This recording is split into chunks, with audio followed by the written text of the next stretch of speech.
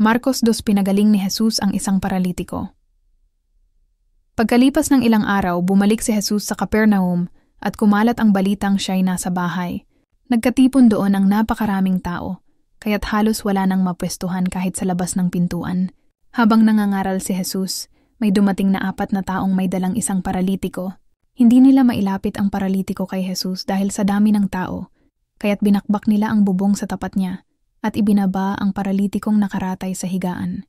Nang makita ni Jesus kung gaano kalaki ang kanilang pananampalataya, sinabi niya sa paralitiko, "Anak, pinatawad na ang mga kasalanan mo." May nakaupurong ilang tagapagturo ng kautusan na nag-isip ng ganito. Bakit siya nagsasalita ng ganoon? Nilalapastangan niya ang Diyos. Hindi ba't ang Diyos lamang ang makakapagpatawad ng kasalanan?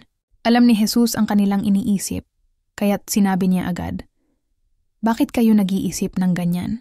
Alin ba ang mas madali, ang sabihin sa paralitiko, pinapatawad na ang mga kasalanan mo, o ang sabihing, tumayo ka, bitbitin mo ang iyong higaan at lumakad ka?" Ngunit upang malaman ninyo na ang anak ng tao ay may kapangyarihan dito sa lupa na magpatawad ng mga kasalanan, sinabi niya sa paralitiko, "Tumayo ka, buhatin mo ang iyong higaan, at umuwi ka na." Tumayo nga ang paralitiko habang nakatingin ang lahat. Kaagad niyang binuhat ang kanyang higaan at umalis. Kaya ang lahat ng naroroon ay namangha. Sila ay nagpuri sa Diyos at sinabi nila, "Kailanmay hindi pa kami nakakita ng ganito." Ang pagtawag kay Levi. Muling pumunta si Jesus sa baybayin ng lawa ng Galilea.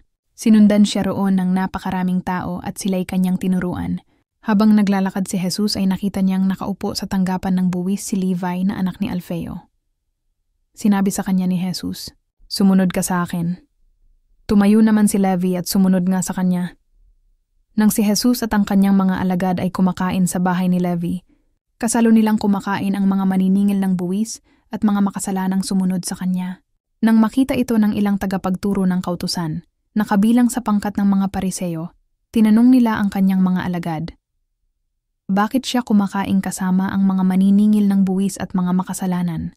Narinig ito ni Jesus kaya't siya ang sumagot, "Hindi nangangailangan ng manggagamot ang walang sakit kundi ang may sakit.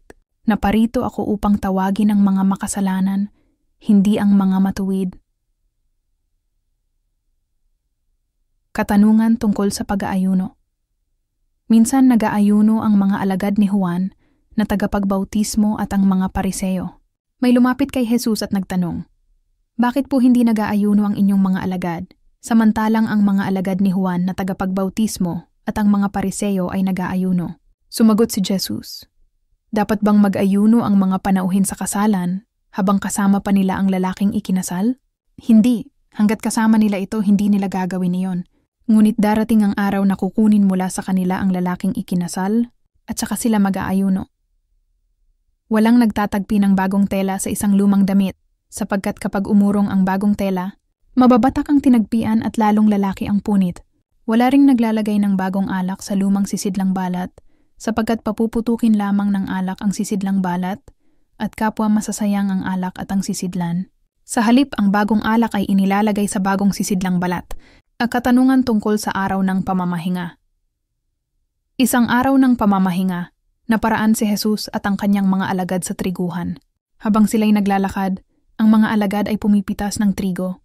Sinabi ng mga Pariseo kay Jesus, "Tingnan mo ang ginagawa ng iyong mga alagad. Mahigpit iyang ipinagbabawal ng kautusan sa araw ng pamamahinga."